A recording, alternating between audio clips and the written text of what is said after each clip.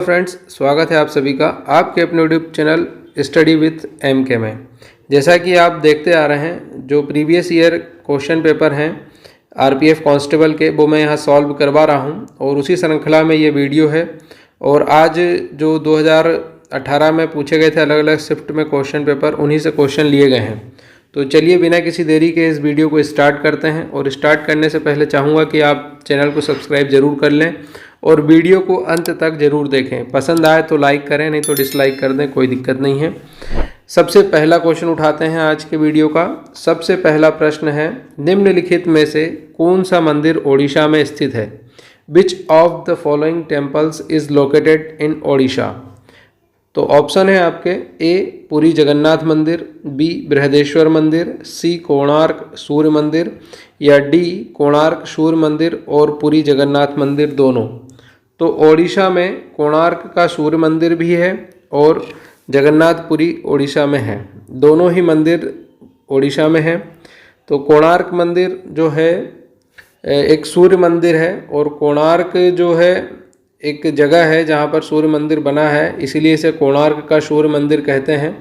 यह 13वीं सदी में 1250 के आसपास बनाया गया था और इसे बनाने का जो श्रेय है वो गंग वंश के राजा नरसिंह देव प्रथम को जाता है। सन 1984 में इसे विश्व धरोहर स्थल के रूप में मान्यता मिली और यूनेस्को ने अपनी विश्व धरोहर स्थल की सूची में इसे शामिल किया है। और जो हम 10 का नोट देखते हैं उसमें भी कोणार्क का सूर्य मंदिर का चित्र ही बना रहता है पीछे की तरफ। और लोकल भाषा में लोकल जो लोग हैं वहाँ इसे बिरंची नारायण के मंदिर से भी जानते हैं। तो याद रखिएगा, कोणार्क का सूर्य मंदिर और पुरी का जगन्नाथ मंदिर दोनों ही ओडिशा राज्य में स्थित हैं। अगला क्वेश्चन है क्वेश्चन नंबर 2, उच्च न्यायालय के न्यायाधीशों की नियुक्ति कौन करता है? हु अपॉइंट्स द जजेस of the high court? Option है ए राज्यपाल, बी भारत के मुख्य न्यायाधीश, सी राष्ट्रपति और डी उच्च न्यायालय के मुख्य न्यायाधीश। तो जो उच्च न्यायालयों के न्यायाधीश हैं इनकी नियुक्ति जो है वो राष्ट्रपति के द्वारा की जाती है। तो इसका ऑप्शन सी सही होगा, राष्ट्रपति।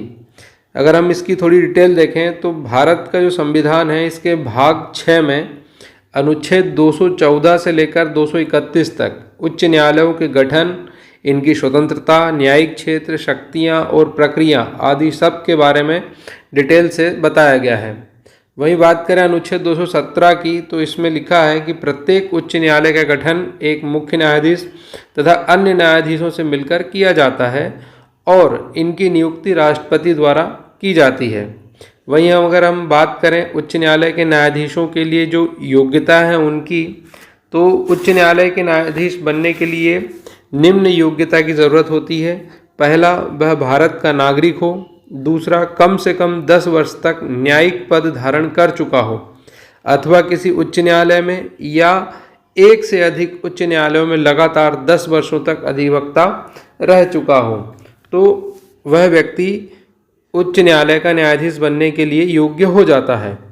और जब उसकी नियुक्ति राष्ट्रपति द्वारा कर दी जाती है तो उच्च न्यायालय के न्यायाधीश को संबंधित राज्य का राज्यपाल शपथ दिलवाता है, ये याद रखिएगा।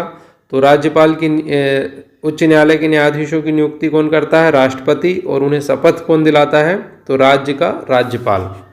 चलिए देखते हैं अगला क्वेश्चन। क्वेश्चन नंबर 3 है, भारत का प्रथम गवर्नर जनरल कौन था? भारत का प्रथम गवर्नर जनरल कौन था? ऑप्शन है Lord Ripon, Warren Hastings, Lord Dalhousie या लॉर्ड कर्जन। तो भारत का जो पहला गवर्नर जनरल था वो था वारेन हेस्टिंग्स। ऑप्शन बी इसका सही होगा, वारेन हेस्टिंग्स। 1773 ईस्वी में एक रेगुलेटिंग एक्ट आया था और इस रेगुलेटिंग एक्ट के तहत जो बंगाल का गवर्नर था उसे पूरे भारत का गवर्नर जनरल पद नाम दे दिया गया था। ठीक है, बंगाल के गवर्नर को बंगाल का गवर्नर जनरल पद दे दिया गया था और बम्बई और मद्रास के जो गवर्नर थे वो बंगाल के गवर्नर के अधीन कर दिए गए थे। इस प्रकार जो पहला गवर्नर जनरल बना था वो था वारेन हेस्टिंग्स। तो याद रखिएगा 1773 का रेगुलेटिंग एक्ट और उसी के तहत वारेन हेस्टिंग्स भारत का प्रथम गवर्नर जनरल बना था। अगला क्वेश्चन है क्वेश्चन नंबर 4, निम्नलिखित में से किसको राष्ट्रपति अपना त्यागपत्र देता है? To whom among the following does the president give his resignation? तो भारत का जो राष्ट्रपति है वो अपना जो त्याग पत्र है वो उपराष्ट्रपति को संबोधित करता है, इसलिए इसका ऑप्शन बी सही होगा, उपराष्ट्रपति। वही राष्ट्रपति की बात करें तो भारत के संविधान के भाग 5 में अनुच्छेद 53 में राष्ट्रपति के बारे में उल्लेख किया गया है। ठीक है, तो याद रखिएगा अनुच्छेद 53 में राष्ट्रपति के बारे में उल्लेख किया गया है और राष्ट्रपति अपना त्याग पत्र देता है उपराष्ट्रपति को। अगला क्वेश्चन है एफिल टावर कहाँ है? तो एफिल टावर है पेरिस में, ऑप्शन ए इसका सही होगा, पेरिस। ये फ्रांस की राजधानी है पेरिस और यहाँ पर एफिल टावर स्थित है। ठीक है, और पेरिस को ही सुरा और सौंदर्यों का देश कहा जाता है। ठीक है, अगला है अनिर्बान लाहिड़ी एक पेशेवर खिलाड़ी हैं। Anirban Lahiri is a professional player. किस खेल के ये खिलाड़ी हैं? तो अनिर्बान लाहिड़ी जो हैं वो एक गोल्फर हैं। ठीक है, ऑप्शन सी इसका सही होगा, गोल्फर। अनिर्बान लाहिड़ी एक गोल्फर हैं। अगला क्वेश्चन है क्वेश्चन नंबर 7, मुगल साम्राज्य का संस्थापक कौन था? Who was the founder of the Mughal dynasty? तो मुगल साम्राज्य का जो संस्थापक था वो था बाबर। ठीक है, बाबर भारत में 1526 में आया था, लेकिन इससे पहले भी वह भारत में 5 बार आक्रमण कर चुका था और 21 अप्रैल 1526 ईस्वी को पानीपत के प्रथम युद्ध में बाबर ने इब्राहिम लोदी को हराया और इसके साथ ही भारत में मुगल वंश की नींव रखी थी। 1530 ईस्वी में, दिसंबर 1530 ईस्वी में आगर में बाबर की मृत्यु हो गई थी 48 वर्ष की आयु में, और पहले इसका मकबरा जो है आगरा में बनवाया गया था, लेकिन बाद में इसे काबुल में दफनाया गया। तो याद रखिएगा बाबर के 2 जगह मकबरे हैं, एक आगरा में और एक काबुल में। इसकी मृत्यु हो गई थी 1530 में और 21 अप्रैल 1526 ईस्वी को बाबर ने इब्राहिम लोदी को पानीपत के प्रथम युद्ध में हराया था। अगला क्वेश्चन है क्वेश्चन नंबर 8, चंडीगढ़ निम्न में से किस तलहटी के हिस्से में बना है? At the foot of which of the following hills is Chandigarh located? तो चंडीगढ़ जो है वो शिवालिक पहाड़ियों के फुट हिल में बना है। ठीक है, याद रखिएगा शिवालिक पहाड़ी, और जो शिवालिक पहाड़ियाँ हैं वो हिमालयी पहाड़ियों का हिस्सा हैं। तो हिमालय की जो शिवालिक पहाड़ियाँ हैं उसके जो तलहटी है उसमें ही चंडीगढ़ शहर बसा हुआ है, इसलिए इसका ऑप्शन डी सही होगा, शिवालिक पहाड़ी। क्वेश्चन नंबर 9 है, भारत में विदेशी मुद्रा भंडार किसके द्वारा प्रबंधित होता है?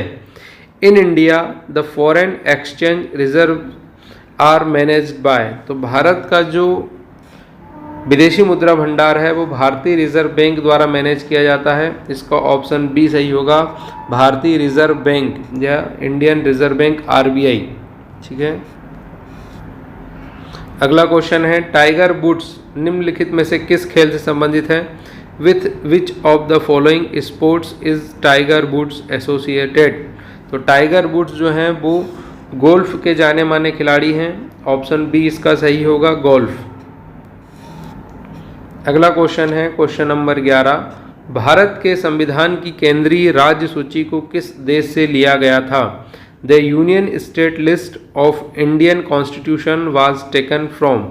तो जो भारत की केंद्रीय सूची, संविधान की जो केंद्रीय सूची है वो कनाडा से ली गई थी, तो इसका ऑप्शन सी सही होगा।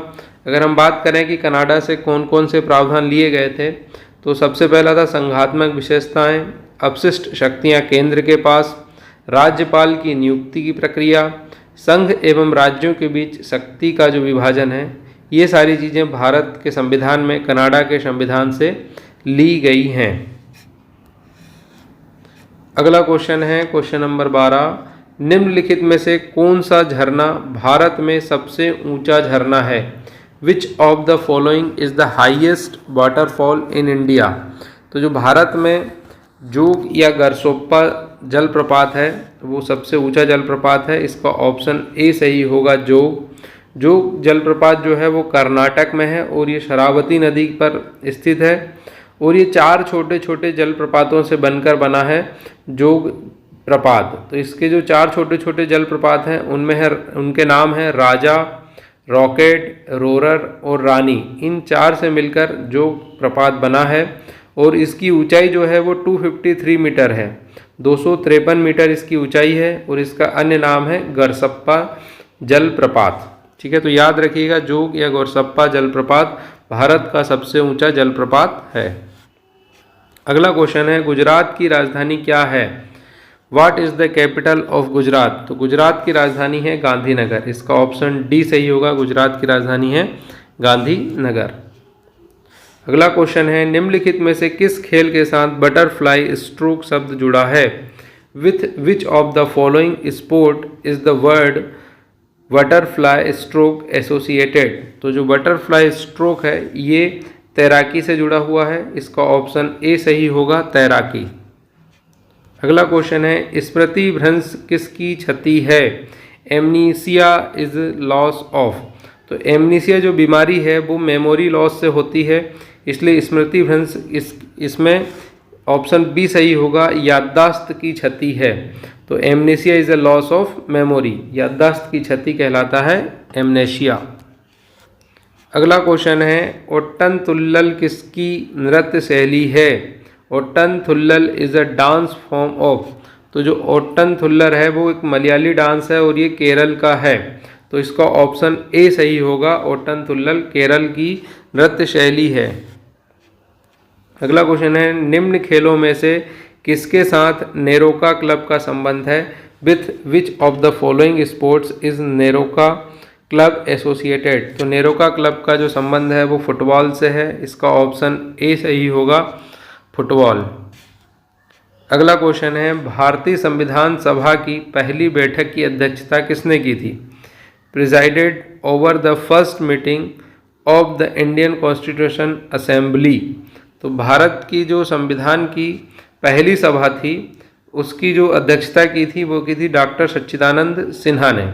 और भारतीय संविधान सभा की पहली बैठक थी वो 9 दिसंबर 1946 को नई दिल्ली स्थित काउंसिल चैम्बर के पुस्तकालय में हुई थी। और सबसे बुजुर्ग सदस्य डॉक्टर सच्चिदानंद सिन्हा को सभा का अस्थायी अध्यक्ष चुना गया था। और बाद में 11 दिसंबर 1946 को जो बैठक हुई थी उसमें डॉक्टर राजेंद्र प्रसाद को संविधान सभा का स्थायी अध्यक्ष चुना गया था। तो याद रखिएगा, भारतीय संविधान सभा की पहली बैठक की अध्यक्षता की थी डॉक्टर सच्चिदानंद सिन्हा ने। अगला क्वेश्चन है, एशियाई खेलों में स्वर्ण पदक जीतने वाली पहली भारतीय महिला कौन थी? तो एशियाई खेलों में स्वर्ण पदक जीतने वाली पहली भारतीय महिला थी कमलजीत संधू। ऑप्शन डी इसका सही होगा, कमलजीत संधू। अगला क्वेश्चन है, भारत एक संप्रभु लोकतांत्रिक गणराज्य कब बना? India become a sovereign democratic Republic on. तो भारत का संविधान लागू होते ही भारत एक संप्रभु लोकतांत्रिक गणराज्य बन गया था। और भारत का संविधान 26 जनवरी 1950 को लागू हुआ था, इसलिए इसका ऑप्शन ए सही होगा, 26 जनवरी 1950। आप सभी को पता है कि 26 नवंबर 1949 को संविधान का पूरा जो खाका है वो तैयार हो गया था, संविधान पूरी तरह बनकर तैयार हो गया था। और इसी दिन 26 नवंबर 1949 को संविधान के कुछ 16 अनुच्छेद लागू कर दिए गए थे और पूरा जो संविधान है वो 26 जनवरी 1950 को लागू किया गया था। ठीक है, तो ये थे बहुत ही मोस्ट इम्पोर्टेंट क्वेश्चन जो कि प्रीवियस ईयर क्वेश्चन पेपर में पूछे गए हैं। और आगे की वीडियो सीरीज़ में भी इस तरह के क्वेश्चन पेपर मैं लाता रहूँगा और जो कि आपके आगामी जो आरपीएफ कांस्टेबल की परीक्षा होने वाली है उसके लिए बहुत ही हेल्पफुल साबित होने वाले हैं। तो चैनल को सब्सक्राइब जरूर कर लें और बेल आइकन को भी अवश्य प्रेस करें, जिससे जो भी वीडियो मैं डालूं तो आपके तक नोटिफिकेशन पहुंचे। और इसे अपने दोस्तों में भी ज़रूर शेयर करें, इससे आपका तो कुछ नहीं जाएगा लेकिन हमारी बहुत हेल्प हो जाएगी। तो इसे अपने दोस्तों में शेयर ज़रूर करें और धन्यवाद।